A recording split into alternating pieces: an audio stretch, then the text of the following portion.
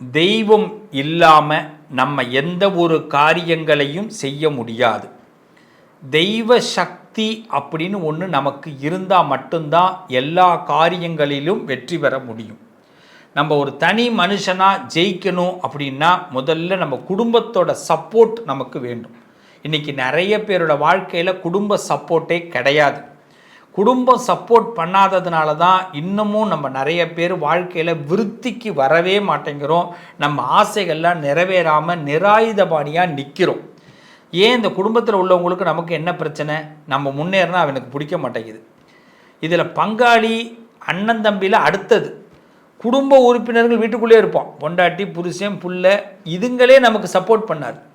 எப்போ நம்ம வெற்றி பெறுவோமோ அப்போ தான் நம்மளை வெற்றி பெற்றுட்ட போல இருக்கு அப்படின்னு வாங்கல தவிர நீ இதுக்கு செய், நான் உனக்கு பின்னாடி வரேன் அப்படின்னு சொல்ல மாட்டாங்க. அப்படி சப்போஸ் வரேன்னு சொல்லிட்டாங்கன்னா 1008 நிபந்தனைகள் போடுவாங்க. இந்த கூட்டணி கவர்மெண்ட் மாதிரி நீ எனக்கு இதை ஒதுக்கி கொடு, அதை எனக்கு ஒதுக்கி கொடு, நான் சொல்கிற மாதிரி தான் நீ நடக்கணும், நீ மூச்சு விட்டால் கூட நான் பேசுகிறது தான் நீ மூச்சாக விடணும், இப்படிலாம் சொல்லுவாங்க. இதுக்கே நம்ம அந்த கூட்டணியே வேணாண்டா நான் ஏகாந்தமாக இருந்துட்டு போயிடலன்னு கூட பல பேர் சொல்ல வாய்ப்பு உண்டு. அப்படி இந்த கூட்டணி கவர்மெண்ட் மாதிரி நம்ம கூட்டணி கவர்மெண்ட்டு கூட வரமாட்டாங்க வீட்டில் உள்ளவங்க. இதனாலேயே என்ன ஆகுதுன்னா நம்மளுடைய பல பேரோட முயற்சி தவிடுபொடி ஆகுது. அப்போ இந்த நேரத்துலலாம் நம்ம நல்லவர்களாக வாழ்வதை விட கோடீஸ்வரர்களாக வாழணும். பணம் முக்கியம் இல்லை, பணம் வேணும், புகழ் வேணும், கௌரவம் வேணும். இதுக்கு கோடீஸ்வரர்களாக இருக்கணும். பணத்தில், புகழில், கௌரவத்தில் கோடீஸ்வரனாக இருக்கணும். அதை யாரை வச்சு உருவாக்கலான்னா தெய்வந்தான் நமக்கு துணை செய்யும்.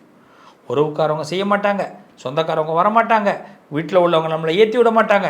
அப்போ எந்த தெய்வத்தை கும்பிட்டா இந்த ராசிக்காரவங்க உச்சத்தை தொடுவார்கள், அதை பற்றி தான் இப்போ பேச போகிறோம்.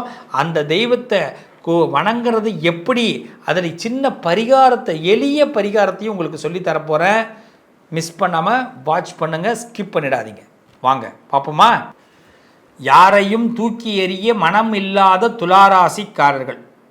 துச்சமாக பேச தெரியாது, தூக்கி எறிய தெரியாது, ஒருத்தவங்களை விட்டுட்டு வாழ தெரியாது. துளாராசிக்கு பெரிய கொடுமை என்ன தெரியுமா? அவங்க நிறைய பேர் துளாராசிக்காரவங்க இண்டிவிஜுவலாக இருக்க வேண்டிய கட்டாயம் ஏற்படும், தனித்து முடிவெடுக்க வேண்டிய கட்டாயம் ஏற்படும். ஏன்னா துளாராசிக்காரவங்க இருக்கிற இடத்துல மற்றவங்களுக்கெல்லாம் அந்த அளவுக்கு அந்த வேலை அதைன்னு சொல்லுவாங்க மதி வேலை செய்யாது. பல பேரோட குடும்பத்தை நடத்துகிறவங்களே குடும்ப வாழ்க்கை நல்லா இருக்குன்னா துளாராசிக்காரவங்க அங்கே இருக்காங்கன்னு அர்த்தம். அப்படிப்பட்ட துளாராசிக்காரர்களுக்கு மேதாவித்தனம் அதிகம் உண்டு. அதனால தான் மேத்தா தட்சிணாமூர்த்தி என்றைக்கும் துளாராசியோட கனெக்டில் இருப்பார். அதனால் நீங்கள் எப்பயுமே கனெக்டிங்கில் வச்சுங்க மேத்தா தட்சிணாமூர்த்தி. எங்கெல்லாம் மேத்தா தட்சிணாமூர்த்தி இருக்கா, தட்சிணாமூர்த்தியிலே மேத்தா தட்சிணாமூர்த்தின்னு எங்கெல்லாம் இருக்காரோ அங்கே போயிட்டு அந்த மேத்தா தட்சிணாமூர்த்தியை தரிசனம் பண்ணுங்கள். துளாராசிக்காரர்களுக்கு நல்ல பவர் கிடைக்கும். மேதாவி, அதாவது ஒருத்தவங்களுடைய அறிவை திருடக்கூடிய ஆற்றல் உங்களுக்கு உண்டு. ஒருத்தவன் என்ன நினைப்பான், ஒருத்தவன் என்ன செய்வான், அதை உங்களால் கிரகிச்சிக்க முடியும், முன்னாடியே இது பிளான் பண்ணிட முடியும். யாருக்குமே இது தெரியாது. அப்படிப்பட்ட இந்த துளாராசிக்காரர்கள் அற்புதமான குணம் கொண்டவர்கள். அதனால தான் கெட்டவனாக இருந்தாலும் அவனை பிடிச்சிருச்சுன்னா அவனை விலக தெரியாது. அவன் அயோக்கியன், கெட்டவன், ஆனாலும் அவனை பிடிச்சிருக்கு, அதனால் விலக தெரியாது. இந்த விலக தெரியாமல் விருப்பத்தில் விழுந்து கிடக்கக்கூடியவர்கள் துளாராசிக்காரர்கள். அப்படிப்பட்ட பிள்ளைகளுடைய எண்ணங்கள் நிறைவேறுதுன்னா உலகத்தில் எல்லாரும் சந்தோஷமாக இருக்காங்கன்னு அர்த்தம். சந்தோஷமாக இருக்கணும்னா அவங்களுக்கு ஒரு காவல் தெய்வம் சப்போர்ட் பண்ணணும். அது எந்த சுவாமியை வழிபாடு பண்ணால் அந்த காவல் தெய்வம் உங்களுக்கு அனுகிரகம் பண்ணுவாங்கங்கிறதான் இப்போ பற்றி பேசுகிறோம். எஸ், மேத்தா தட்சிணாமூர்த்தியே எல்லாரும் வழிபாடு பண்ணுங்க. அவர் நமக்கு மேதாவி விலாசத்தை கொடுக்குறாருன்னு சொல்லிட்டு கண்டிப்பாக மேத்தா தட்சிணாமூர்த்தி உங்களுக்கு அனுகிரகம் பண்ணுவார். குரு பிரியர்கள் நீங்கள், ஏன்னா யாருக்கும் துரோகம் பண்ணாத நினைக்கக்கூடியவர்கள், நினைக்க மாட்டீங்க.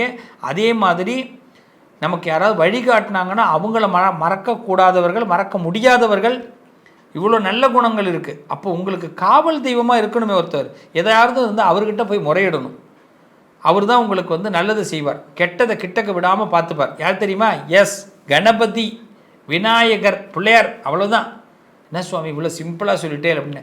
எஸ், சிம்பிளான சுவாமி தான் உங்களை சீக்கிரட்டை மெயின்டைன் பண்ணி உங்களை பெரிய சிகரத்துக்கு அழைச்சின்னு போவார். அப்போ நீங்கள் விநாயகரை வழிபாடு பண்ணுங்கள், பிள்ளையாரை கும்பிடுங்க, டெய்லி பிள்ளையாரை கும்பிடுங்க. அவ்வளோதான். உங்களுக்கு மட்டும் இந்த பர்ஃபெக்டாக ஒரு டே கிடையாது. டெய்லி பிள்ளையாரோட கனெக்டில் இருந்துக்கிட்டே இருக்கும்.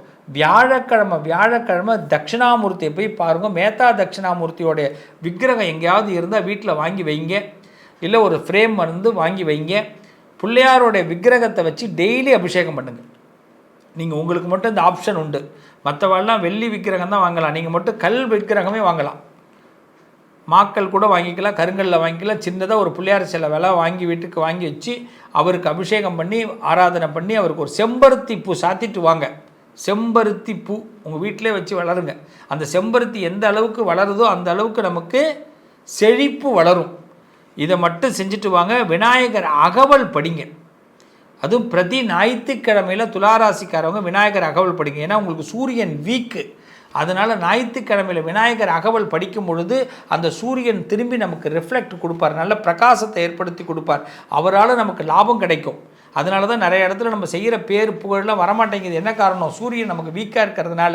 அதனால் துளாராசிக்காரர்கள் அவசியம் விநாயகர் அகவல் படிங்க. ஞாயிற்றுக்கிழமையில் எளிய பரிகாரம், பிள்ளையாரோட விக்கிரகத்தை வச்சு வழிபாடு பண்ணுங்கள். உங்கள் வீட்டில் சங்கடகர சதுர்த்தி பிள்ளையாருக்கு கண்டிப்பாக அபிஷேகம் பண்ணுங்கள். முடிஞ்சால் டெய்லி அபிஷேகம் பண்ணுறங்க, நல்லது. முடியலைன்னா சங்கடகர சதுர்த்தியில் அபிஷேகத்தை பண்ணுங்கள். பிள்ளையார் வழிபாடு பண்ணால் போதுமானது. உங்களுக்கு காவல் தெய்வமாக பிள்ளையார் இருந்து எல்லாத்தையும் நடத்தி கொடுப்பார். நல்லது நடக்கும். துளாராசிக்காரர்கள் பிரியமான வாழ்க்கையை வாழ போகிறீங்க. உங்கள் காவல் தெய்வ அனுகிரகத்தோடு கோடீஸ்வரர்களாக போகிறீங்க. நல்லது நடக்கும். என்னங்க, நான் சொன்ன தெய்வத்தை வழிபாடு பண்ணுறீங்களா? நான் சொன்ன தெய்வத்தை மட்டும் காவல் தெய்வமாக எடுத்துக்கிட்டு இந்த ராசிக்காரவங்க வழிபாடு பண்ணுங்க. நான் சொன்ன இந்த எளிய பரிகாரத்தை மட்டும் செஞ்சுட்டு வாங்க. உங்கள் வாழ்க்கையில் ஒரு புது சக்தி கண்டிப்பாக கிடைக்கும். புது சக்தி இருந்தால் போதும், சகலமும் நமக்கு உண்டுங்க. நீங்கள் என்ன ஆசைப்படுறீங்க? பதவிக்கு வரணும்னு ஆசைப்படுறீங்களா? பணம் வேணும்னு ஆசைப்படுறீங்களா? ஆசைப்பட்ட பொருள் கிடைக்கணும்னு நினைக்கிறீங்களா? ஆசைப்பட்டவர்கள் நமக்கு அமையணும்னு நினைக்கிறீங்களா? ஆசைப்பட்ட விஷயங்கள் எல்லாம் அமையணும்னு நினைக்கிறீங்களா? வீடு கட்டணுமா, கல்யாணம் பண்ணணுமா, குழந்தை பெற்றுக்கணுமா, நிம்மதியாக இருக்கணுமா? கரெக்டு தானே? இது எல்லாம் நடக்க சிம்பிளாக சொல்லி கொடுத்துருக்குறேன். இந்த சுவாமியை வழிபாடு பண்ணுங்கள். அதே மாதிரி அந்த சுவாமிக்கு ஏற்ற மாதிரி எளிய பரிகாரத்தை பண்ணுங்கள். நிச்சயமாக ஒவ்வொருத்தவங்களும் இதில் என்ன தெரியுமா ஒரு பெரிய ஸ்பெஷல், உங்களால் உங்கள் குடும்பத்தில் உள்ளவங்களும் நிம்மதியாகுவாங்க. உங்கள் குடும்பத்தில் உள்ளவங்க தான், நம்ம குடும்பத்தில் உள்ளவங்க நமக்கு நிம்மதியை கொடுக்கல, நம்மளை ஏற்றி விடலை. ஆனால் பாருங்கள், நம்ம எவ்வளோ நல்லவங்க பாருங்கள். நம்ம இந்த சுவாமியை கும்பிட்றதுனால, இந்த பரிகாரம் பண்ணிக்கிறதுனால நம்ம குடும்பமும் நல்லா இருக்க போகுது, நாமளும் நல்லா இருக்க போகிறோம். இதில் யார் சுயநலவாதி, யார் பொதுநலவாதி? என்றைக்குமே நீங்கள் பொதுநலவாதி தான். அப்படிங்கிற ஒரு பெருத்த சந்தோஷம் என்றைக்கு இருக்குங்க. என்றைக்குமே அன்னை ஆதிபராசக்தி அபிராமியை எல்லாரும் வழிபாடு பண்ணுங்கள். உங்கள் வாழ்க்கையில் என்றைக்காவது, ஏன்னா இது எல்லாருக்கும் உள்ள ஒரு மந்திரம்.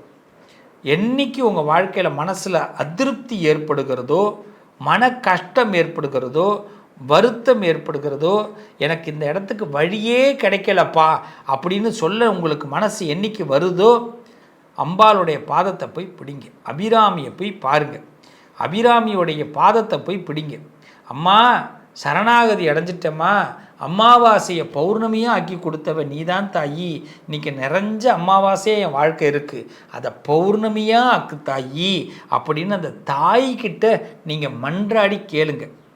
அந்த தாய் கண்டிப்பாக உங்கள் வாழ்க்கையில் கடன்கிற அமாவாசையை விளக்குவா, கஷ்டங்கிற அமாவாசையை விளக்குவா, நீங்கள் நினைக்கிற எல்லா காரியங்களும் தடைங்கிற அமாவாசையை விளக்கி உங்களுக்கு பௌர்ணமியை அந்த அம்பாள் கொடுப்பாள். இதுக்கு நீங்கள் செய்ய வேண்டியது அந்த அபிராமியை தரிசனம் பண்ணுங்கள்.